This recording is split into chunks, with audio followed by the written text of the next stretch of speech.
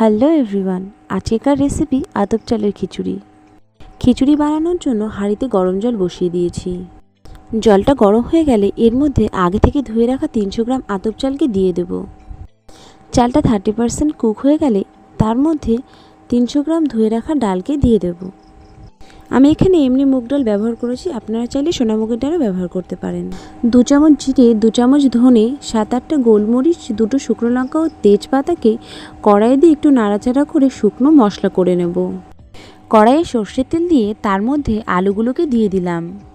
Medium ফ্লেমে আলুগুলোকে golden brown করে ভেজে নেব। আমি এখানে 4টে মিডিয়াম সাইজের আলু ব্যবহার করেছি। সেই তেলেই আগে থেকে কেটে রাখা কুমড়োগুলোকে ভেজে নেব। কুমড়োগুলোকে ভালো করে লাল লাল করে ভাজা করে নিতে হবে। চাল আর ডাল 70% সেদ্ধ হয়ে আসলে তার মধ্যে 20-25টা চিড়ে রাখা কাঁচা লঙ্কা দিয়ে দেব। এই পর্যায়ে আগে থেকে ভেজে রাখা আলু আর কুমড়োগুলোকেও দিয়ে দেব। চাল ও ডালের সাথে এবার সব কিছুকে ভালো করে মিশিয়ে নেব।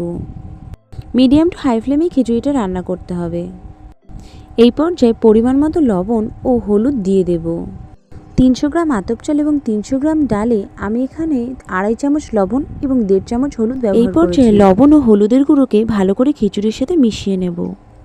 এই পর্যায়ে গ্যাসের ফ্লেমটা মিডিয়াম টু লো থাকবে। কড়াইয়ে পরিমাণ মতো সর্ষের তেল দিয়ে দেব। তেলটা গরম হয়ে গেলে তার মধ্যে 2টো শুকনো লঙ্কা, 2টো তেজপাতা আর 1 চামচ সাদা জিরে দিয়ে দেব।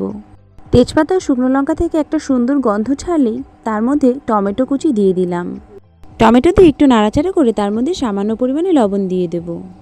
টমেটোটা সফট হয়ে এলেই তার মধ্যে দিয়ে দেব আদা বাটা আর দিয়ে দেব হাফ টিস্পুন শুকনো লঙ্কার গুঁড়ো। আমি এখানে 4 চামচ আদা বাটা ব্যবহার করেছি।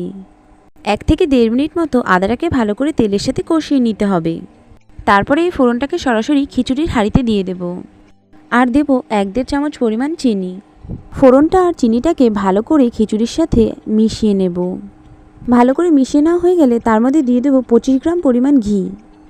ঘি দেওয়া হয়ে গেলে তারপর দিয়ে দেবো আগে থেকে বানিয়ে রাখা সেই ভাজা মশলার গুঁড়ো আর দেবো 1.5 চামচ পরিমাণে গরম মশলার গুঁড়ো।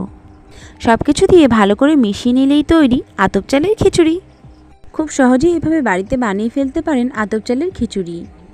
Thanks for watching. Please like, comment and subscribe my channel.